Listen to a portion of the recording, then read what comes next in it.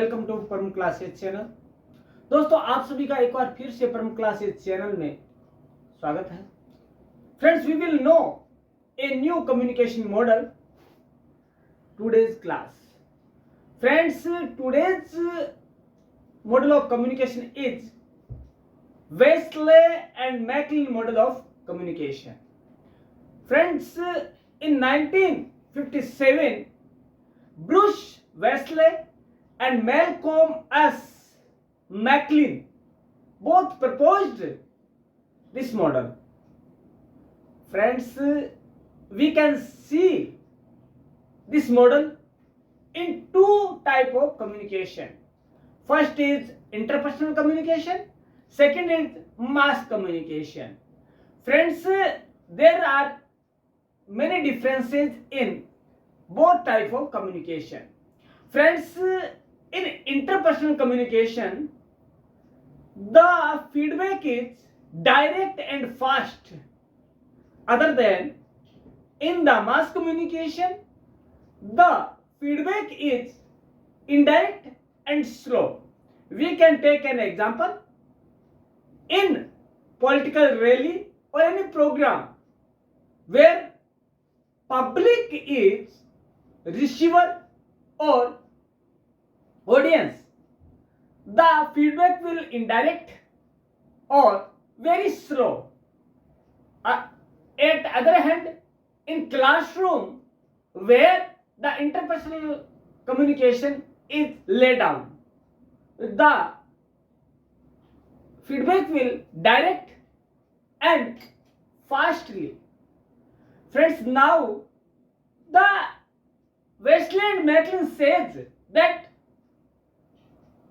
the sender and receiver are important components of communication, but the cultural environment surrounding the sender and receivers is more important than sender and receiver.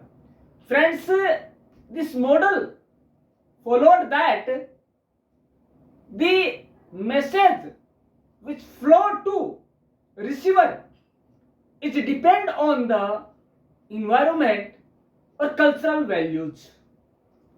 Friends, that was the communication of Wesley and Maclean. But friends, this communication model has many main components. First is environment of communication. Second, sender, message, channel, receiver and feedback. Friends, there is also a main point is missed, that is noise, disturbance, shor, badha, vyavdhan. That component was not included in this model. Friends, there are many merits and demerits of this model. The merit is this model include feedback, that is the main component of two-way communication of communication process. Then second is the model explains the environment in which receiver and senders are communicate to each other. Friends, at the other hand, there are many demerits, like there is not noise component in this model. The Maclean and Wesley model did not talk about the channel. It talk about the media node channel. Okay, friends, then after that, the communication model do not talk about group communication. The model talk about only two type of communication, inter and mass communication. Friends, now we will know this model in Hindi also. दोस्तों, आज का जो channel का जो आज का topic है वो है Wesley and McLean model of communication, मतलब संचार का वेस्ले एंड मैकलिन मॉडल। दोस्तों 1957 के अंदर Bruce Wesley and Malcolm S McLean, इन दोनों ने, जो कि यूनिवर्सिटी के प्रोफेसर थे, जनसंचार के, दोनों ने मिलकर एक नया मॉडल दिया कम्युनिकेशन का, जिसे Wesley and McLean model of communication नाम दिया गया।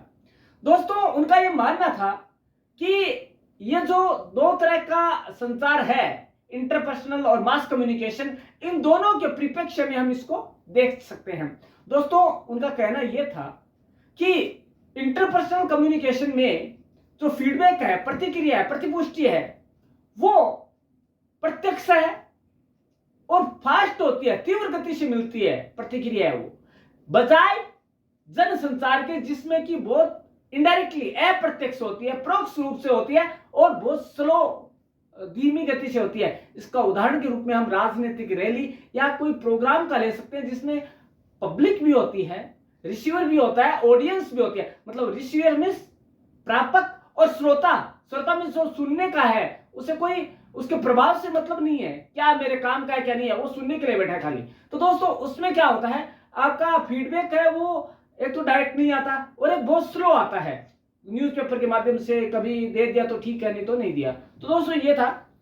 इसके अलावा उनका यह मानना था कि सेंडर और रिसीवर, मतलब संचारक, मतलब भेजने वाला, प्रेषक जो कि संदेश को भेजता है, रिसीवर को मतलब श्रोता को या प्रापक को, दोनों तो इंपॉर्टेंट है, लेकिन इनसे कहीं ज्यादा वह वातावरण महत्व रखता है जहां की वो दोनों अपने सराउंडिंग एरिया के अंदर रहते हैं। क्योंकि दोस्तों सेंडर जो है ना, जो संप्रेषक है, वो अपना संदेश भेजेगा, उसकी प्रभावशीलता इस बात पर निर्भर करती है कि उसकी साख समाज में कैसी है जहां वह रहता है, उसकी गुडविल कैसी है, उसकी ऑथेंटिसिटी कितनी है जहां पे वो रहता है।